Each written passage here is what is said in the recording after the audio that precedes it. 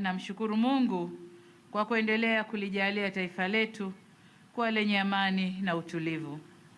Kwa upande mwingine, na kushukuru Mheshimiwa Waziri wa Ulinzi na Jeshi la Kujenga Taifa, Dr. Raymond Nyausao kwa kunipa heshima ya kuwa mgeni rasmi katika tukio hili la kihistoria.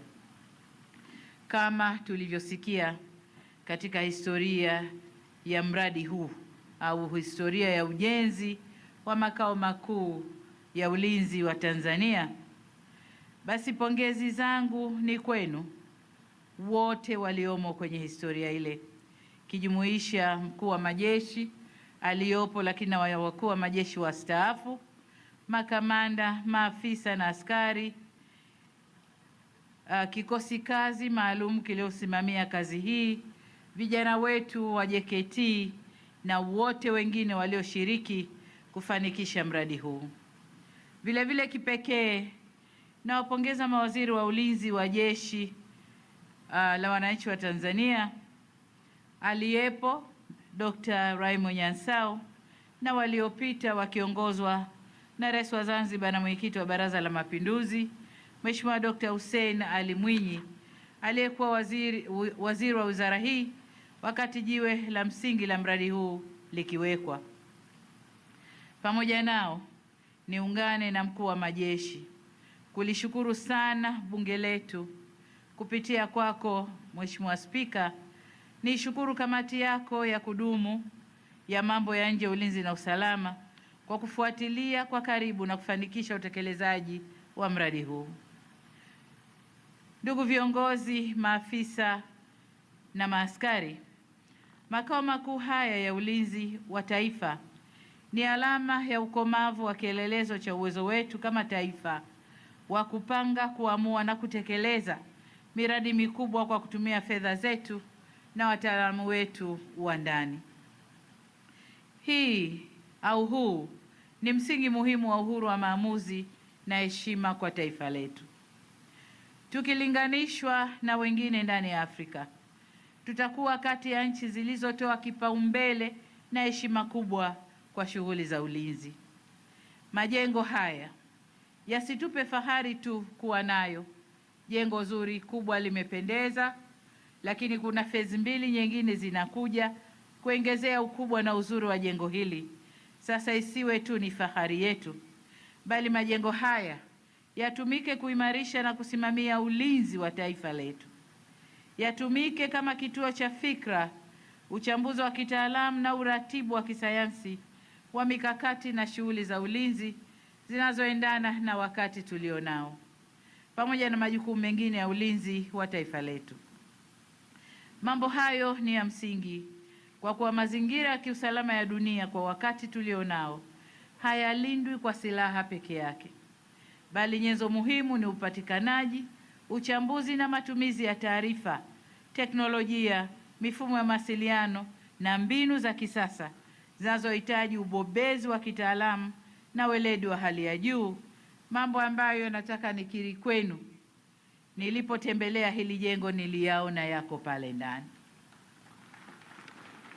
Tunahitaji kuongeza, lakini tayari tumeanza. Mambo hayo yako pale ndani. Hivyo ni imani yangu kwamba ujenzi wa awamu mbili zinazofuata zitakwenda kuzingatia haya niliyoyaeleza na kuongeza nguvu kwa yale ambayo tayari yapo pale ndani. Ahadi yangu kwenu kama Amiri Jeshi Mkuu ni kuhakikisha kuwa awamu zilizobaki zinakamilishwa. Ndugu viongozi, makamanda na wapiganaji, tarehe 15 Disemba mwaka jana nilipewa heshima ya kufungua mkutano wa 9 wa mkuu wa majeshi ya ulinzi na makamanda mkoani Tanga pale kwenye kituo chetu cha SCUA.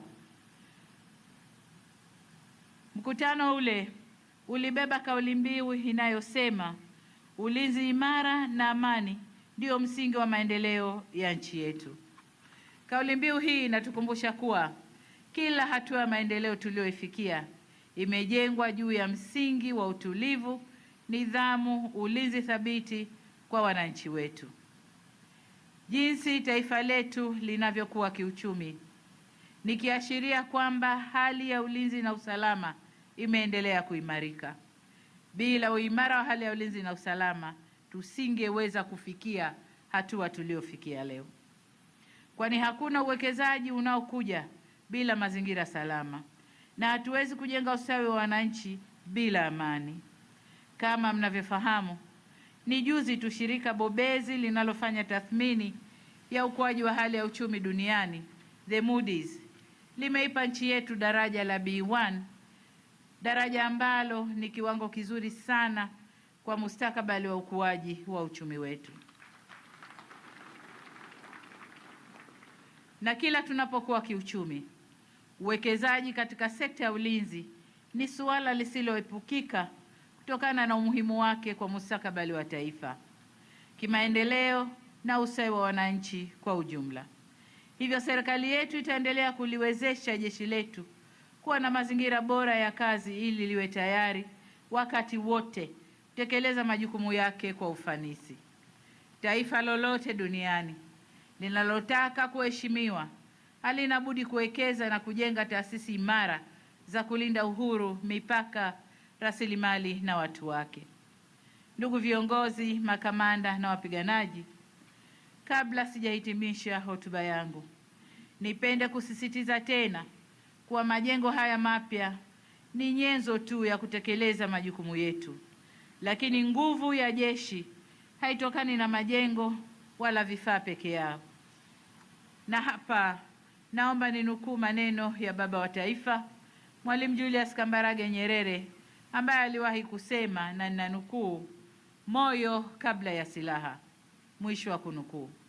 Kauli hiyo ya moyo kabla ya silaha inatukumbusha kwamba msingi wa jeshi imara ni moyo wa kizalendo, nidhamu, weledi, utii na dhamira safi, uadilifu na uaminifu wa askari wake kwa taifa na watu wake.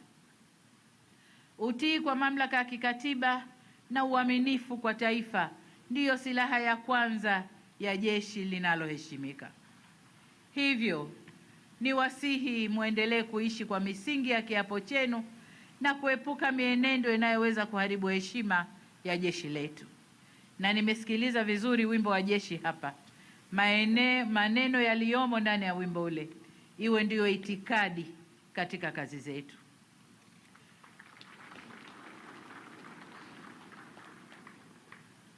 Taifa lina imani nanyi, na imani hiyo ni dhamana kubwa mliopewa na Watanzania. Aidha, ninatoa wito kwa Watanzania wote kuendeleza wajibu wao wa kikatiba katika kulinda amani na utulivu wa nchi yetu.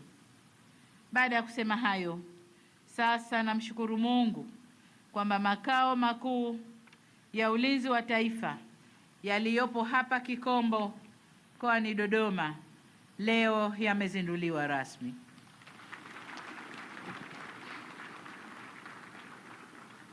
Hongereni sana, na tumwombe Mwenyezi Mungu aibariki nchi yetu Tanzania, alibariki jeshi letu la ulinzi la wananchi wa Tanzania, na asanteni sana kwa kunisikiliza.